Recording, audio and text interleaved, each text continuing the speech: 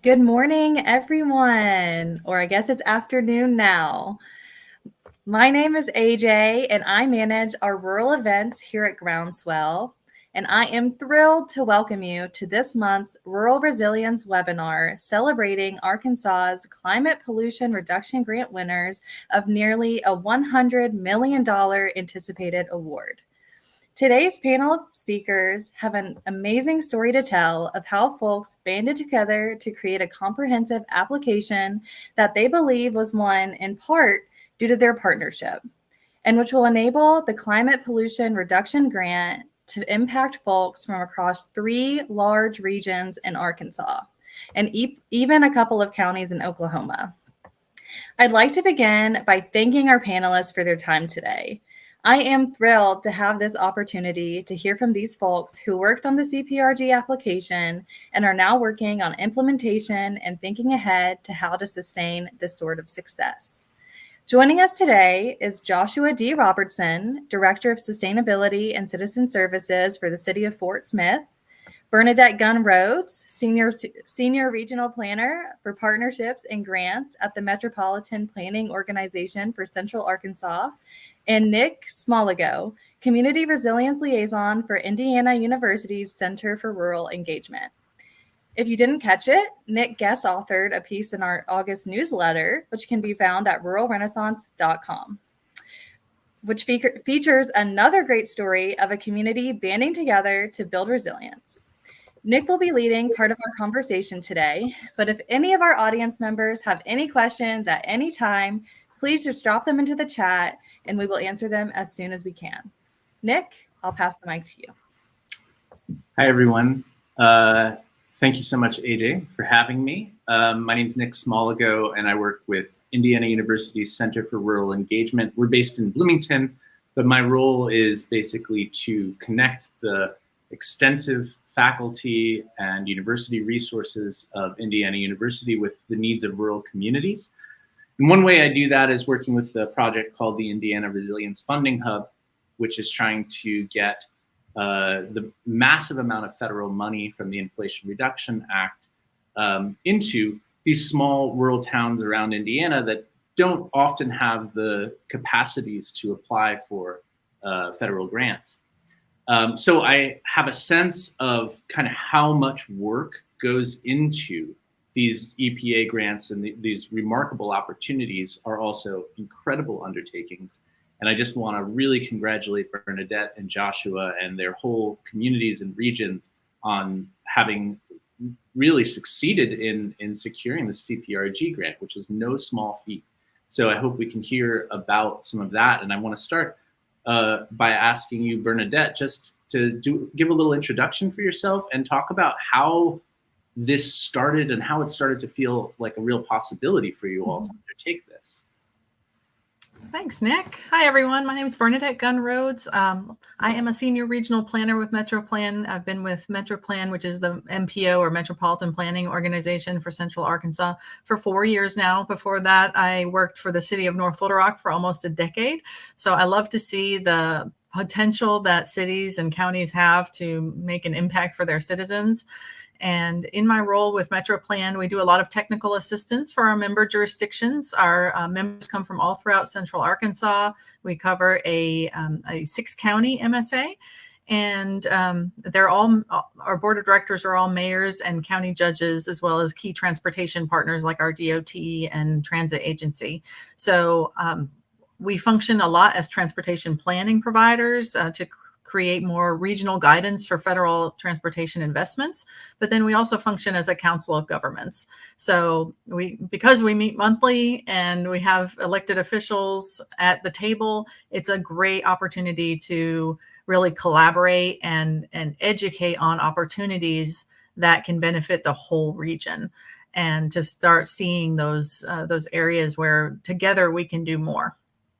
So I think the CPRG success that we had, and we'll talk more about this, but that was in large part due to that work together, not just within Central Arkansas, but also between regions.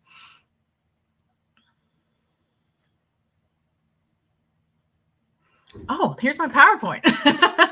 So here you get some visuals on what Central Arkansas is and where we are. Obviously, we're central. We're the Little Rock, North Little Rock, Conway metropolitan statistical area. And you can go to the next slide. So how did our planning partnership, how did this all come about? Well, as a council of local governments, we focus a lot on transportation, but greenhouse gas reduction is really a common thread throughout so many different planning disciplines. So whether you're doing emergency management or economic development, flood mitigation, transportation, improving the environment and becoming more resilient is a common thread. So it's really something that a lot of different stakeholders can rally around if presented in a way that they can hear it. And so MetroPlan, as well as folks in Northwest Arkansas, which is the Fayetteville Metro, and the city of Fort Smith, like Joshua, and concerned stakeholders in his community, had expressed interest in doing local or regional climate action planning. But our MSAs were not big enough to qualify for the direct EPA $1 million allocation to MSAs to do climate action planning. But luckily, our state of Arkansas leadership agreed to participate in the CPRG planning grant, where every state was offered $3 million to do climate action planning. And I think it's really a testament to the leadership that they took advantage of this opportunity. And fortunately for us, they looked at it and saw, we've got a big state to cover. We've got very little time to get this done, just about 6 to 9 months to get this done. So how can we partner with interested parties in our 3 major metro areas to get this done?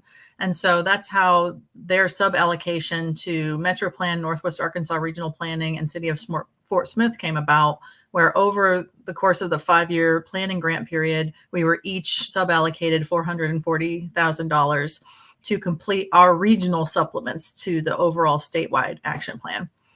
Next slide. And that allowed the state of Arkansas and the Department of Energy and Environment, which had about a 3-person staff working on this, to cover the rest of the state and spend 9 months collecting input and engaging stakeholders across the rest of the state to hear about their priorities for climate action. And I just wanted to point out, we have this mega region corridor that we've kind of identified. This is a new concept. In the past, Central Arkansas and Northwest Arkansas and other regions often compete against each other for federal investment. But we realized that, hey, between the 3 metros, we cover over 50% of the state's population. And you can see this connection between the regions where, over a gap of, a few counties that are rapidly developing, in a few years, we might have 70% of the state's population. So we need to start thinking together, because Arkansas is only 3 million people. We're a small state. We're really just a drop in the bucket when you think about nationwide priorities. But together, we can do more. Next slide. So I was asked to talk a little bit about engagement and how did we get this done in a very conservative state where, climate action planning is not necessarily top of mind for everybody. Well, we had to really think about how we aligned the goals of CPRG with the state of Arkansas's stated investment priorities. And when you think about, climate pollution reduction grant is wanting to reduce energy costs for individuals and businesses. It's wanting to create quality of life and air quality for everybody. It's wanting to, especially, LIDAC, low income disadvantaged communities, rural communities. And so you can see how these stated priorities from our conservative state leadership align with those priorities. Workforce development was a huge part of CPRG planning. Keeping communities safe and securing our energy options. Of course, diversifying where our energy comes from and how we use it is part of that. So we really focused on the areas where we had common ground, and I think that's what made the effort more successful. Next slide. So here's the image of our Energy and Environment Innovation Priority Action Plan. And you see how the wording was very deliberately aligning with the state of Arkansas's Department of Energy and Environment. It's all about innovation. It's about incentivizing voluntary measures, innovative measures to improve our environment and air quality. Nothing about it screams new regulations. Nothing about it screams mandatory measures, or even the word climate, which a lot of folks that we worked with wanted to say really loudly. And we had to kind of say, hey guys, we're trying to get this through. So we need to be mindful about how we're framing this effort. So we all landed at Energy and Environment Innovation Plan. Next slide. So here's some local outreach that we did in Central Arkansas. I'll talk just a moment about the community survey, but we did statewide stakeholder workshops in conjunction with our state and other regional partners. We all, Fort Smith, Northwest, and Central Arkansas, did individual workshops with our board of directors, our stakeholders, lots of presentations, TV interviews, showing up at events, handing out postcards with the QR code for the survey. So we wanted to hear with as broad of a group of folks that we could. Next slide. This is what our community survey looked like. We had 853 responses statewide, which we were pretty happy with, considering it was a pretty long survey, pretty in-depth. And then the state actually launched their own idea box where folks could contribute specific project ideas. So we were sure to promote that as well. So like I said, we all worked on the survey together. No one person did all the lifting. We all contributed, which is, and we all contributed to promoting it. So that's what made it so strong. We were all on message. This is a example of the survey. We just asked people to rate their priorities, and we kind of explained what each measure was. We took a really broad range of measures, almost anything that was kind of suggested by experts for greenhouse gas reduction, we included as options. So we had to do a lot of explaining, like, what is gasification and what is this? So we tried to be really clear on what we were asking people to weigh in on. Next slide. So we submitted the plan to the EPA the state did, by its deadline of March 1st. And you can see a month later, as I'm sure many of you know that have looked at the Climate Pollution Reduction Grant, the implementation grant was due. And having a submitted priority action plan was a prerequisite to being able to apply for implementation. So the fact that the state submitted theirs to the EPA made any eligible entity in the state eligible to apply for implementation. And that was really their goal. You know, the state knew we're probably not going to be leaders in this. We're probably not going to, lead a statewide application for implementation with all these different measures that the individual regions and local communities want to do.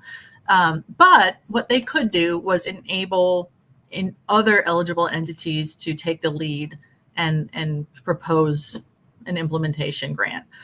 And so it really worked out the way that they set it up, because we would have loved for the state to do the heavy lifting and apply on our behalf with the measures that we identified in our plans, but they weren't really there yet. So we knew Central Arkansas wanted to apply. Fort Smith had ideas it wanted to apply for, as did Northwest Arkansas. And we're like, okay, are we going to have 3 or 4 or 5 or 6 implementation grants coming out of Arkansas? Again, we're 3 million people. We're like 1% of the national population. Is that really realistic? Let's start talking. And so we started talking and decided that the 3 regions were really better off applying together as a coalition, and including, not that all our measures have to be the same, but including the measures that were important to our regions as stated through our community survey and all our outreach. And so that's what we did. We got it together. We submitted it before the deadline and the Friday before the Monday deadline. And I think we knew we put together a really great application, but we were not at all sure that we would get it. We knew that there were some big players working with high paid consultants and, really big fish that would be playing in this pond. And we just put our best foot forward and hoped for the best, and completed like what I like to call Arkansas's largest ever group project. So Joshua, kudos, and our partners in Northwest Arkansas, because as Nick mentioned, it was a tremendously complex application with a lot of greenhouse gas reduction calculations and estimations that had to be done, a huge technical appendix. And we received a lot of support from folks in Northwest Arkansas, like the city of Fayetteville, that's been doing more climate action work for a longer amount of time. And as well as support from the Great Plains Institute and the expertise that they have on staff there. And we were able to get it done. Next slide. So about a month ago, we got a huge announcement from the EPA that we were awarded $1 shy of $100 million, and that we were all winners. We won together as a state, as a tri-region, mega region, and that includes rural. This is a rural resilience webinar, so I wanted to mention on the front end that even though we are the 3 largest metro areas in the state, when you look at our actual urbanized areas inside each of those metros, they're tiny. So a lot of our MSAs are actually considered rural in great part. And Arkansas as a whole has 41% of its residents living in rural areas, and the nationwide is 14%. So 41% of Arkansas residents live in rural areas. So we needed, we had the staff, we had the expertise to work together to apply and get this award, but we were very mindful to include priorities for rural areas as well. Oh, and that's just our information. If you want to learn more specifically about EEI in Central Arkansas, you can go to metroplan.org/EEI. You can always email me and then follow us on our socials. So, thanks, Nick. Thank you, Bernadette. That was really wonderful. And I look forward to, I have a few questions for you for after too, but I want to make space for Joshua from the city of Fort Smith. Joshua, introduce yourself and tell us a bit about how this was from your side of it. Okay, my name is Joshua Robertson. I'm the Director of Sustainability and Citizen Services for the city of Fort Smith, Arkansas. The city of Fort Smith, just in the past 2 years, has tried to be a little more progressive in the sustainability. We've really worked more on our municipal facilities and trying to get them more energy efficient, as the cost is a big part of our budgets. And obviously, if it's a part of our operational costs, then that goes into rate studies and sales tax. And so doing our due diligence to try to keep that low so we don't raise taxes and rates on our citizens. Doing that, we're actually doing a large scale solar plant now that's going to cover almost 50 acres that will offset 68% of city facility energy usage. And so we're really trying to get into those pieces that are going to help our environment and our metropolitan area, but also have more of an economic impact and help with our citizens as far as rates and things like as far as cost of living. And so that's been our main focus. And then when we have the opportunity for this grant, just like Bernadette touched on, we could have went as a solo application. And it was very difficult in one regard to sell that to our city leaders, as that, wait a minute, you're not going for the full 100 million. You're going to just go for a little under 15. And it was a hard sell. But the more that we had researched as a coalition, as a group, and even myself, it was evident that partnerships gave you a better competitive chance. And it was, in my mind and my due diligence for the city in my position, to go after what I felt like was be more of a competitive chance to get 15 million and instead of nothing at all. And obviously it worked. I think the more that we researched, we knew that our partnership and also really trying to impact low income and disadvantaged communities with our projects was going to probably give us a pretty good leg up. And also Bernadette also spoke to it as well, is that in our metropolitan service or statistical area covers 5 counties, which 2 are in Oklahoma. And so we're also bleeding state lines. We're not just being selfish in our own state. We wanted to do projects that also covered our entire MSA and had partnerships within those 2 counties that included tribal nations, including the Choctaw Nation has been now a big partner with us, wanting to come in and help with our workforce development initiatives. And a lot of our approach with this was looking at the survey results with our zip codes and our MSA and doing projects that aligned with what our citizens and the public wanted. We could have went after a bunch of good PR type, I guess, projects, but then again, really, what does our citizens? And even though we have a very conservative state, I was very pleased to see a lot of the recommendations and survey results still really focused on what we are, which is the natural state. That's what Arkansas likes. That's what we call the state. And it was really great to see some of the projects still have that niche. And so it was still aligning with what the state wanted, what the EPA wanted with this grant, but it was still us. And that was really neat to see that. And so those were the projects that we focused on. Ours, we're doing an alleyway rehabilitation project that's going to rehab a lot of blighted and unused alleyways in the north side of town, where it's the oldest part and probably one of the lowest income areas, for make it more pedestrian and bike friendly.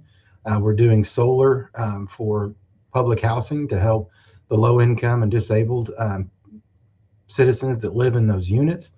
And then the biggest thing that I'm really excited about is we're investing $2 million in workforce development, which I think will have the most impact on our entire MSA. The other ones are very focused, targeted location projects. This is really going to benefit our entire region.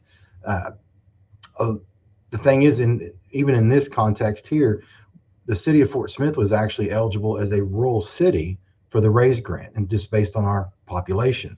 And so a lot of people don't realize that they feel like, some grants were not eligible because we're not rural. That depends on what they consider rural, and especially in each application. We also are a very huge manufacturing city, and a lot of the employees and folks that come to work in those factories here in the manufacturing in the city come from our rural parts of our MSA.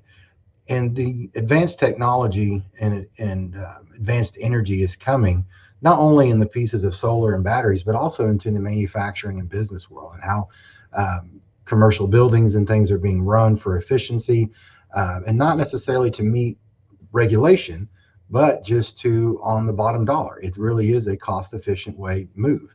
The issue with that is we're seeing a lot of manufacturing companies are hesitant, not because of the political atmosphere or because of cost. It's more so surrounding the workforce.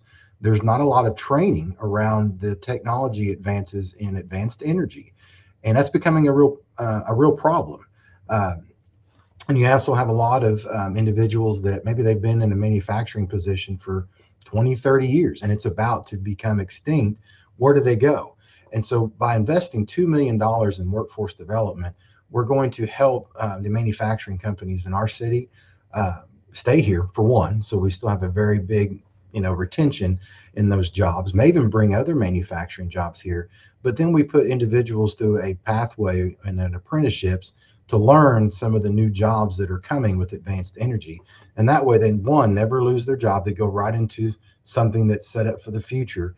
But we reach out to a lot of the rural communities that these jobs are very important to them, and we help them find a pathway into the future. And then we also are more sustainable in trying to do these initiatives in advanced and more clean and green energy within our region, and more so the businesses and companies and manufacturing that work here. That's probably one of the most exciting things, especially for our city, being more of a rural and manufacturing based region.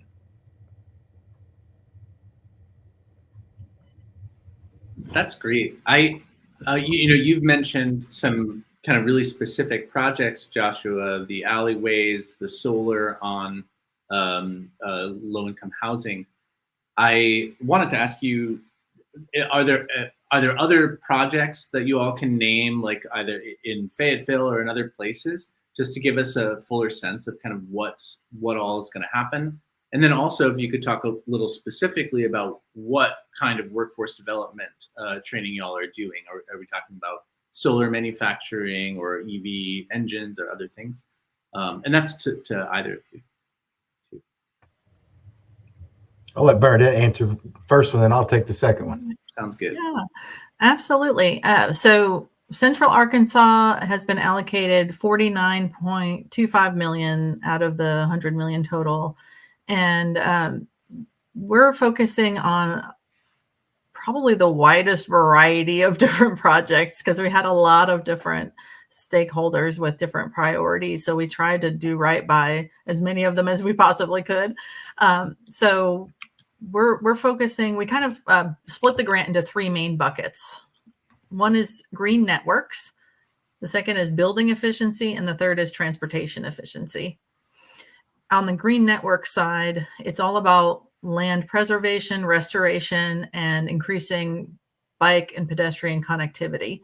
So on that side, in Central Arkansas, we're looking to preserve 450 acres of open space and restore over 2,000 acres of open space, whether it be forest, wetland, prairie, or riparian areas, And I learned as part of my work on this how effective those areas are in sequestering carbon. So we really invested a great deal of money of our allocation in that. In fact, I believe it's $9 million just in land restoration and tree planting. And then 4 miles of bike ped infrastructure. We actually have an existing Central Arkansas Regional Greenways plan, and our board has dedicated funding to it from our federal transportation allocation, which is part of the US DOT. It's called Surface Transportation Block Grant.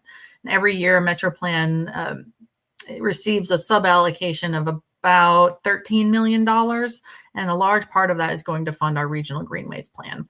And so this grant will contribute to that and also help purchase some of the land around the right-of-way that we need to install those trails.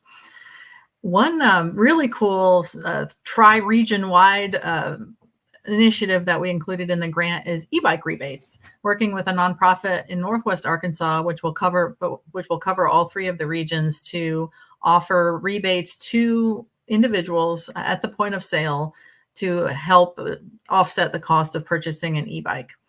And this program has been run very successfully in places like Denver, Colorado. And so we're modeling our approach after their approach in really making sure that folks who are low income, who might not own a car or might just need more affordable transportation options can benefit the most from this program. Then we're also in Central Arkansas looking at things like replacing high pressure sodium streetlights with LED, which has a really fast and profound impact on our energy use. We're looking at helping cities and counties replace some of their fleet vehicles with EVs. So not necessarily big diesel trucks, but a lot of planners, code enforcement officers, et cetera, drive around in sedans or SUVs or light duty trucks. And, but they return each night to be able to charge. So it would make sense to convert some of those vehicles to EV, installing EV charging, which I know Fort Smith is also doing. And then on the building efficiency side, we are offering a revolving loan fund for commercial building owners that want to do energy efficiency upgrades. And we're also offering grants to public entities that want to do energy savings performance contracting to do building efficiency projects in public buildings. And finally, we have almost $8 million allocated to the Clinton National Airport in Little Rock to start installing a geothermal well field. They're looking to build a geothermal facility for their central utility plant, which will run all of their HVAC off of geothermal energy. So that's something that they were ready to go with. And this CPRG funding simply provided a little bit of a boost, a little bit of an offset of the cost. And I think that's key, is like, look at the things that your stakeholders, your partners are already wanting to do, where they just need a little bit of a boost to get them across the finish line, or to, offset some of the anticipated costs. And that way you'll get so much more buy-in, and it will really make a strong case to your funding agency to say, this is already well planned out. It's already engineered. It's already ready to go. It's shovel ready. So these are the things that we just want to help along. And I think by including those types of measures, it made a strong case to the EPA that we would make good use of the money and be able to implement it quickly to start seeing those greenhouse gas reductions. Yeah, and I'll echo that too. I think that, especially on the transportation side, we didn't focus on one thing. I think we provided choices, from doing, the alleyways to make it more bike and pedestrian, to do the e-bike program, and then also just the EV charging stations, just providing some choice there that this state hasn't had the chance.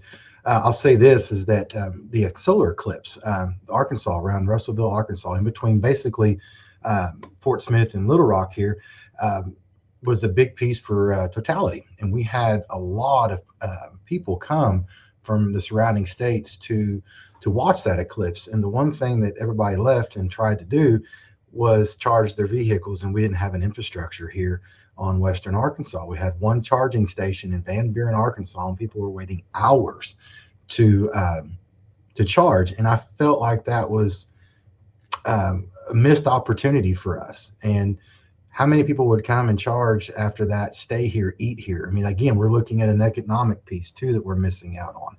So, politics and everything aside, I mean, people have made their choices, they're going to, and we're trying to make sure that our citizens, but also anybody that wants to travel here, has the means to have that choice.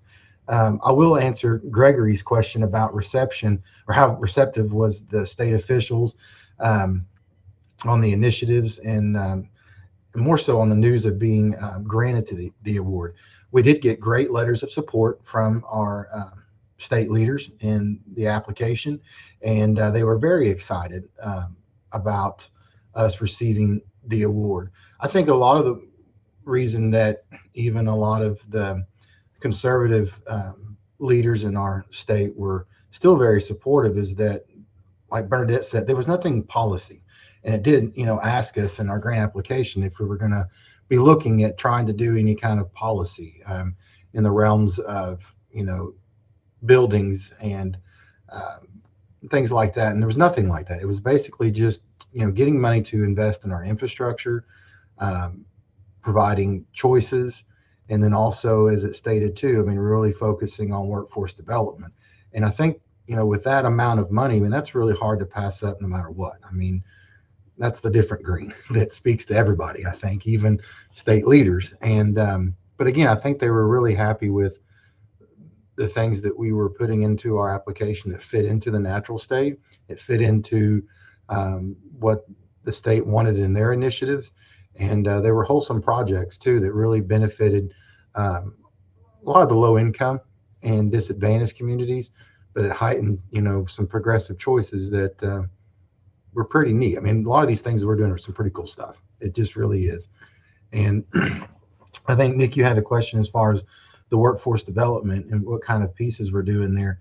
A lot of that is, some of the SIF, solar panels, batteries, but then also looking in some of the higher efficiency HVAC units and boilers. A lot of those that they're making now are starting to develop. There's not a lot of training within maintenance in those.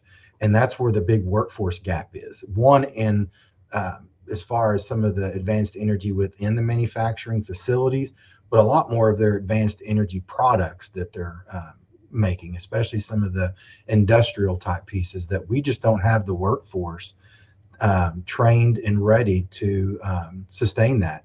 And so that's a big piece for resiliency, is looking at those type of pieces. So we're looking at, workforce development within advanced energy within facilities, but also jobs that are created as far as, we've got Ream here, we've got Train, we've got a few manufacturing companies that are already making some of these things that we've talked with that would love to make that move and bring some of those advanced products to Fort Smith if they just had the means for a little bit more training and development. And a lot of the criteria, a lot of the certification, licensing, things like that has not been created. And so if we can help with some of that and take that to the state to help get that moving along, then we have more of the means to then know what employees need, what kind of training they need, and what pathways to certification for those jobs. Mm-hmm. And I'll just add to you on the workforce development aspect, where Fort Smith and Metroplan are subawarding dollars to workforce development to the Arkansas Advanced Energy Foundation, which already had a pre-existing green workforce development initiative, working closely with Department of Labor on registered apprenticeships.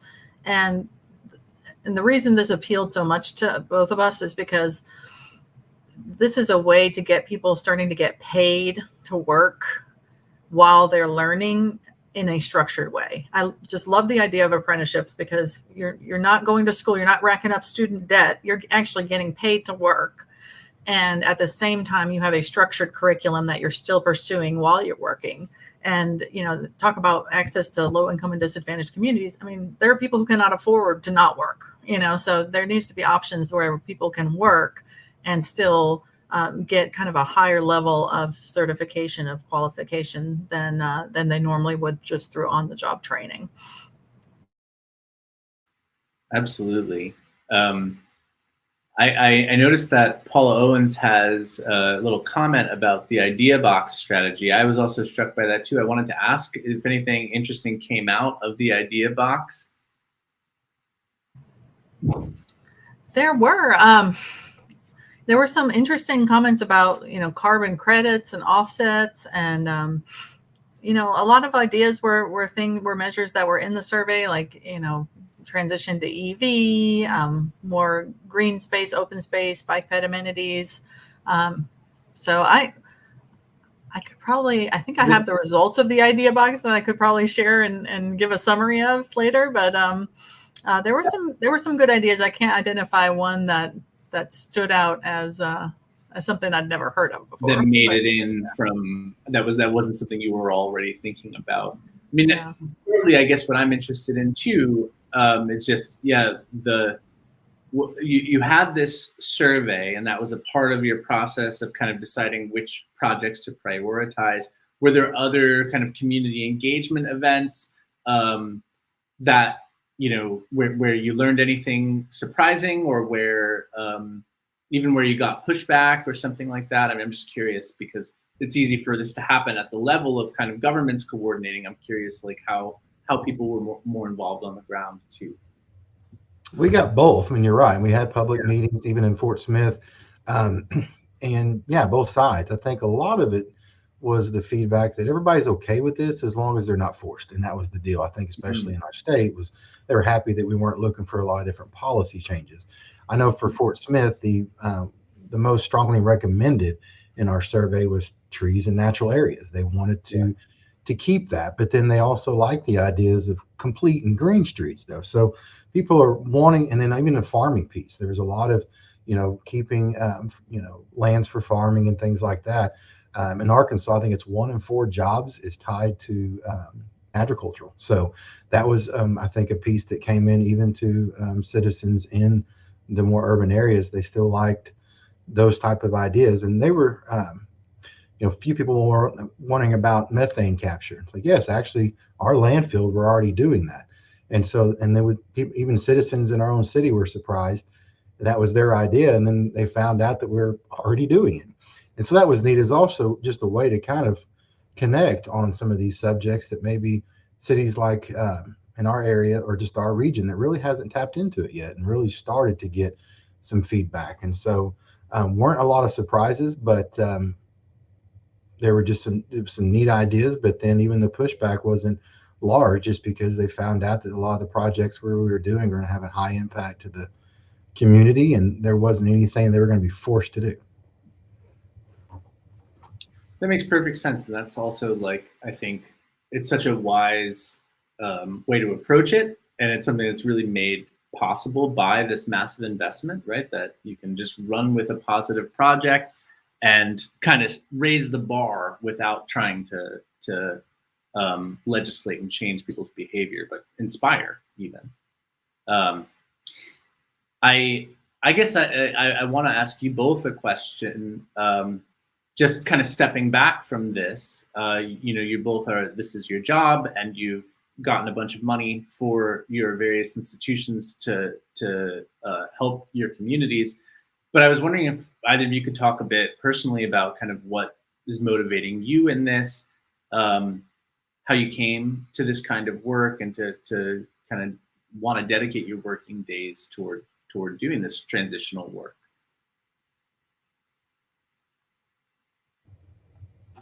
A lot of mine is I love being a public servant. I do enjoy my job. It's been amazing to speak with the public on this and get their ideas and their feelings. And once these projects really get going, it's going to be rewarding to see them in action and how much it impacts the community. And I think that's a lot of what I enjoy about this, is that when I get older, one day I get the point of that, and maybe tell my grandkids, Grandpa did that. But I want my kids to stay here. I know my wife does more probably than I do, but we want our kids to stay in Fort Smith. And, and even listening to my 16-year-old daughter, these are things that she wants, she would like to see. And so it's for the future, no matter which way you look at it, and it's going to have a better impact for our community. open it up for even more possibilities. Even just with this award for CPRG, what's been amazing is not only the partnerships, working with Bernadette has just been exceptional, but the other opportunities this is opening up for the city of Fort Smith. And that's what's even more rewarding, is knowing that the work that we did didn't just bring in millions of dollars. That's wonderful for our state, but it's opening up so many other opportunities for the future of all of our regions. And that's probably the most rewarding thing, I think. Yeah, that's a great question, Nick. And, you're going to make me cry, but, there's like everything Joshua said, but, there's something so rewarding. I think this is important for rural areas, especially, you live somewhere, and whether you're from there or not, but there are probably a lot of things that other parts of the country have that your rural area maybe is still aspiring to. And sometimes it can be frustrating, or you can feel like you're missing out. And I certainly was concerned with that moving to Arkansas. I'm not native to Arkansas, but I've been here over 10 years. And I previously lived in Connecticut, Bavaria, Germany, Vermont, and Montana. And so talk about natural beauty and outdoor recreation. I mean, I had it all. And I almost wanted to stay in those places forever. And so the prospect of moving to Arkansas was, I didn't know anything about it.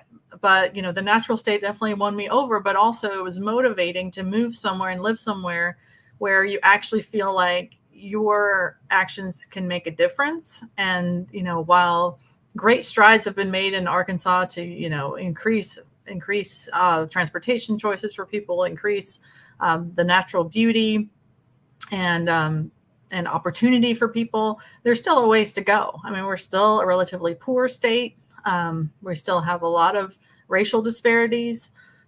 So in a long ways to go as far as acceptance of environmental resilience measures. And so you really feel like you can make a difference here and in other rural areas. And so that's motivating that, if we're not going to do it, then who, there aren't hundreds of people waiting in the wings to take up this work in Arkansas and in other rural areas. So that's motivating to keep going, even though it can be hard, it can be frustrating, you can meet with resistance. It's so much easier to be opposed to things rather than try to pursue a solution. So, those are the things to keep in mind as you're working in rural areas, that it's worth it. And that the state almost is depending on you to keep going and not give up. And partnerships are powerful. This partnership has been the leading piece, I think, to all this success. So it has to be tough in rural areas where, city leaders are even more of a volunteer type piece probably. And so the more partnerships that can be built together, I think you'll be surprised how much that can help potentially get some more success. On that, and I loved Bernadette's quip earlier that this was the largest group project ever in Arkansas. Now that you all have received the grant, does the process of actually executing these projects involve like continuation of that partnership, like, or are you now on your own in terms of implementing? Oh, absolutely. The partnerships will continue. So MetroPlan applied as the lead agency. Mm-hmm. So ultimately, the entire $100 million is flowing through MetroPlan, mm-hmm. and so we have memorandums of agreement with Fort Smith, with Northwest Arkansas, and then a vast amount of the money will be spent through subawards. So Northwest Arkansas has 18 different Green Networks projects that will be subawarded to various entities, whether they be governments or nonprofits. And then, Fort Smith is mainly handling, the projects on a city level, but having to partner with housing development or with the public housing and other partners. And then we're, between the airport and e-bike rebates and open space preservation, we're going to be partnering with all kinds of cities, counties, local governments, and nonprofits as well. So if anything, it's going to make us all get to know each other a lot better, and to make it sustainable too, because after 5 years, this money will be spent, and we have to figure out a way to keep working together to maintain this momentum and hopefully attract more funding down the line. I like the idea that this group and this coalition is just getting started. That's so great. And I know in our previous conversation, you all had mentioned this question of what comes next, and how do you do the kinds of things that need to be done without this kind of massive infrastructural investment, and hopefully, we're in a situation where this is just the beginning of this kind of investment in rural communities and in transitional policies. But I guess I'm wondering if and of course, who knows what 5 years brings, but I wonder if you have any thoughts to share, if you've seen anything or talked to other people that are not directly in your position but are still thinking about how to do these things. Well, and even our piece, we're looking at things that were shovel ready, but then also too that had a sustainable piece even after the 5 years. We didn't want to put ourselves in a situation that the money's great. We also have to be able to look at that future. So there'll be opportunities there, but in the future, and I think this partnership will always be trying to help each other look for those. As Bernadette said, continue the momentum. So I think it's a big piece when you're looking at these projects and things that are shovel ready. The money up front's great, but what's going to happen in 10 years when it could be all on your shoulders? And so that was a big part of with our deciding which projects and different things to put into this was making sure we weren't setting ourselves in a vulnerable situation. But it also will help enhance us and even lead for cities. The more that we can do scorecarding and get better in efficiency, then there'll be other funding opportunities that we'll be eligible for that aren't even competitive, that it's based on the projects we've done, and that can help feed into our resilience and sustainability there. So I think a lot of it's just not looking in one area, getting partners, and then always looking for all the opportunities. And this IRA has been huge. Who knows what's going to happen next year, but there's still going to be opportunities. You may just have to dig a little bit deeper. And I guess on this, I have a kind of final question. I mean, first of all, it's just so wonderful that Groundswell is kind of making the platform to elevate y'all's story and to spread the word about this. I wonder locally in Arkansas if you all, or what your plan is to really communicate to folks across the state, the benefits that are coming from this, where and how it came, and just what went into it. So do you all have plans about how you're kind of sharing or that message?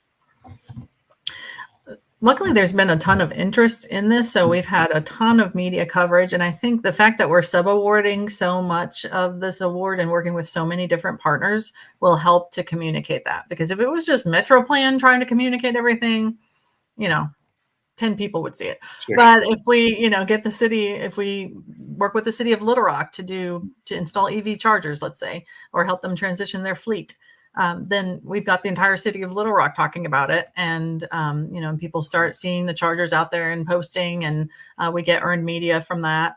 So the fact that we're just, again, we keep coming back to the partnerships, but just communicating what we're doing, but also empowering our partners to communicate all the great things that they're doing with this funding is going to elevate the message. And then just continue to reiterate where this funding came from, that, it's part of the Inflation Reduction Act. It's meant to save us money as communities, as individuals. That's the purpose of it all. So, yeah. And we've been asked, even the Quad State Conference will be speaking on it. So there'll be a lot of partnership, probably conferences, different planning meetings the state has in 25 that I guarantee you, just like you all reached out, they'll be reaching out to us to come and speak and give an update. We'll be having lots of ribbon cuttings and be using those to put out there. But even the city of Fort Smith will be doing public meetings to update citizens if they want to come and hear the updates. Right now, just with our alleyway rehabilitation project, we're having public meetings. We sent out notices directly to property owners and homeowners that will be directly impacted by the alleyways. And so to get their feedback and get their concerns before we even start breaking ground on that. So yes, I think that's a great question, Nick. And it's very important that we all three do that, not only together for kind of the high level state officials and different organizations planning and things like that, but also getting down just, with direct communication with people, with citizens impacted directly, but also just the opportunity to come learn. And I think that will also help with the message and the atmosphere around not only these projects and this award, but future endeavors that all three of us have in this type of, and our energy and environment innovation plans were very robust and included a lot more than just the projects that we went with and were awarded. So hoping to keep that going, that those plans are seen in full, succeeding. That's so great. I'm glad to hear that there's been so much interest. We have a few more minutes. I'm wondering if anybody in the audience has any kind of final questions or thoughts that they want to share.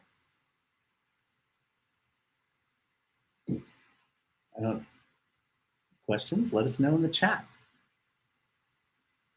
But also, if either of you have any final thoughts that you want to share, maybe to other people that have grants out right now, or have considered or might want to try to get something like this together.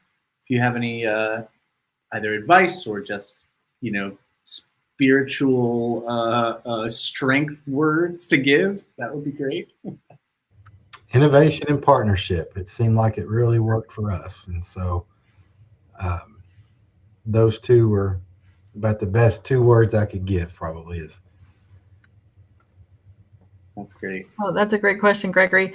So there are always federal grants coming out of all the different agencies. So, and a lot of them right now ask about greenhouse gas reduction and climate benefits, because that's one of the stated priorities of our administration right now. So even transportation grants, any kind of grant that federal grant you're looking at, and grants.gov is likely to include some sort of climate and social justice element to it.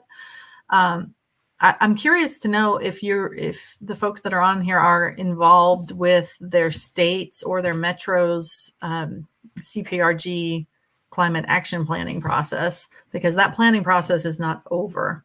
So like I said, it's a 4-year process, and the priority action plan was due earlier this year, but the comprehensive climate action planning process is continuing and is due August 1st of 2025.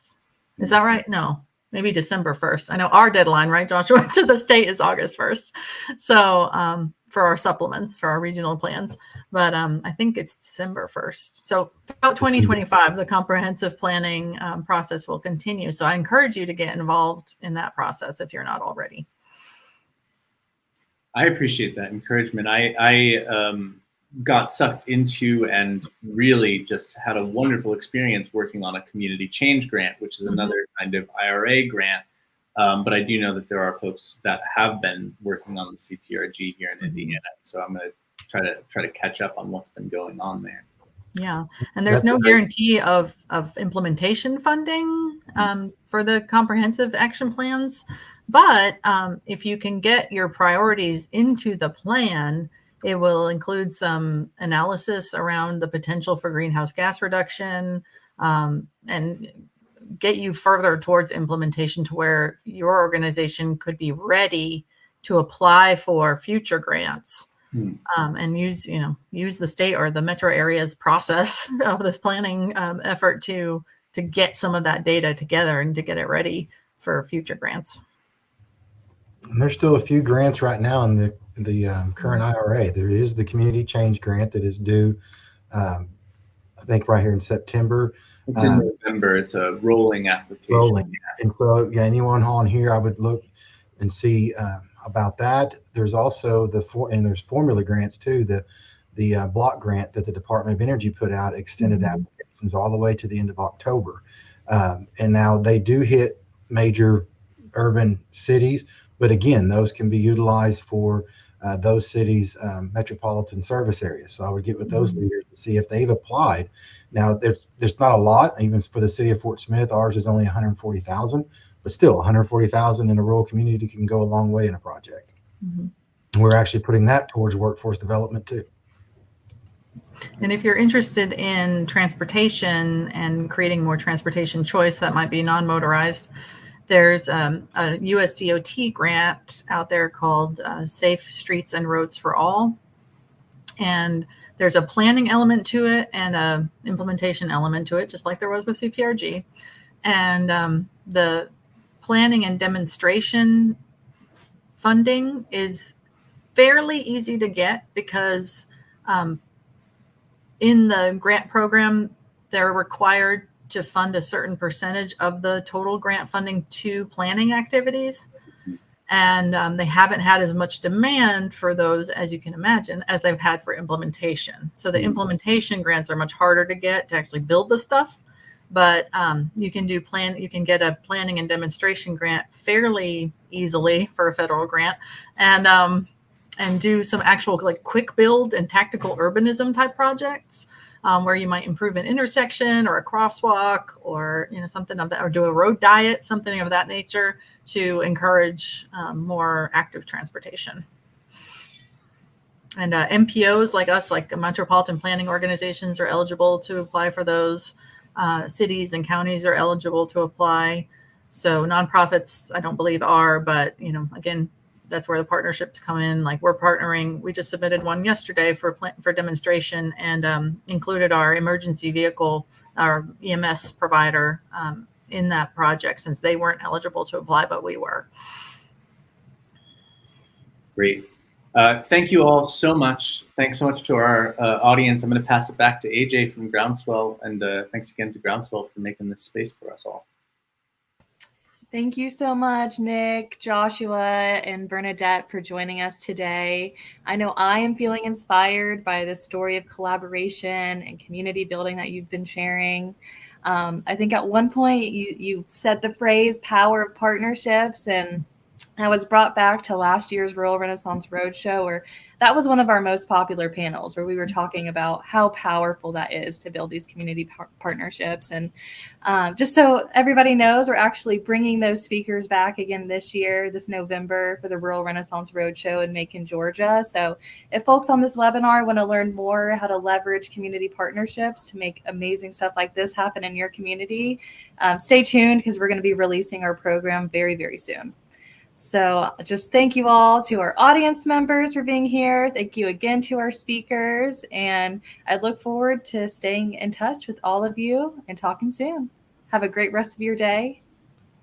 Bye-bye. Thanks for the invitation, AJ. Absolutely.